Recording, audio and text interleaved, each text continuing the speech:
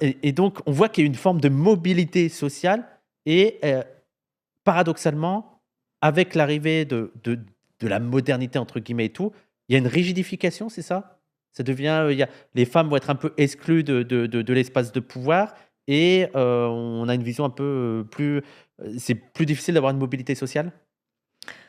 Hem, on peut retenir en effet, un schéma de ce type. Disons que, un certain nombre d'historiennes, féministes pensent qu'il y a même, avec la colonisation, une forme de, renforcement du patriarcat ou une Mmh. chape patriarcale qui va tomber sur les femmes.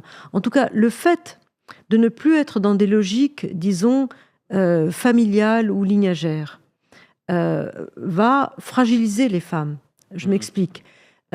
Quand une tribu ou une grande famille ou une petite famille, enfin, envoyait un fils ou une fille à la cour ou auprès d'un grand notable pour créer un lien de patronage, pour avoir quelqu'un de puissant, enfin, Mmh. un relais avec des puissants, bah, ce qui comptait, c'était d'avoir quelqu'un dans la place. Ouais. Que ce soit un garçon ou une fille, Non, on à la s'en limite, fiche, ouais. voilà, c'est ça.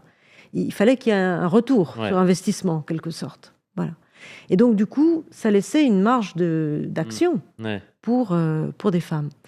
À partir du moment où, par exemple, les politiques fiscales vont taxer des individus Ouais. et non plus des groupes, cette logique de groupe, elle s'efface et on est de plus en plus dans une dichotomie masculin-féminin Ouais. et du coup, avec un partage plus strict des rôles qui devraient être masculins et des rôles qui devraient être féminins. Mmh. Et à ce jeu-là, les femmes Ouais, sont ont été perdantes, perdantes. Ben ouais. oui, c'est ça. Donc plus il y a de binarisation du genre, plus il y a de dichotomisation des rôles, et plus les femmes sont en galère justement pour faire reconnaître leur actorialité et a fortiori pour la faire reconnaître de manière égale à celle des hommes ou semblable à celle des hommes. Bah, on pourrait faire un parallèle avec la thèse de Federici, sur, même ce qui s'est passé en Europe et qu'elle dit pas que avant c'était la belle vie pour les femmes, mais et qu'il existait un patriarcat même dans l'époque médiévale, mais que la modernité a effacé des espaces qui étaient des espaces de pouvoir pour les femmes Oui, et que là, ça les a rejetés vraiment dans le domestique et qu'elles étaient vraiment encore plus à la merci de leurs hommes qu'il y avait dans c'est ça. ouais.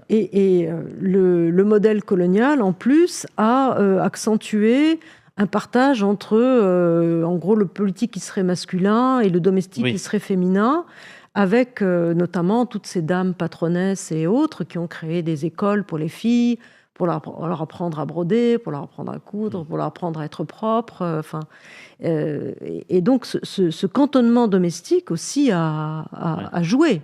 Ouais. C'est-à-dire on leur a pas appris à Mmh. devenir elles-mêmes doctoresses ou Mmh. Est-ce que ça va entraîner, ce rejet des femmes des sphères de pouvoir? Est-ce que ça va entraîner une résistance qu'on pourrait qualifier de féministe? Et il y a aussi l'idée reçue que oui, mais dans le monde arabe, le féminisme est né d'hommes. alors, ça, c'est une idée qui est combattue à l'heure actuelle par un grand nombre d'études qui montrent justement, c'est symptomatique de cette prise de pouvoir masculine Mmh. que de dire que le féminisme a été opéré dans le monde arabe par des hommes, les fameux Qasim Amin, Tahar Haddad, etc., au détriment des femmes féministes qui Ouais. sont systématiquement occultées dans ce narratif. C'est-à-dire qu'on passe à un schéma où ce sont les hommes qui sont censés octroyer leur Ouais. liberté aux femmes. Et on a effectivement minoré le rôle de féministes du monde arabe et musulman dans cette affaire qu'on est en train de redécouvrir. Mais un point important qui est mis en exergue aussi, c'est que ce féminisme-là, qui est souvent d'ailleurs initié par des femmes de grandes familles aristocratiques ou bourgeoises, qui est un féminisme assez élitaire socialement, il était lié aussi à un désir d'émancipation anticoloniale. Mmh. Oui. C'est-à-dire qu'il y a une préoccupation de la nation qui va de pair avec le projet féministe. Ouais, c'est lié entre les 2. Voilà, c'est-à-dire c'était pas se retourner contre sa société, c'était au Ouais. contraire l'accompagner pour la transformer.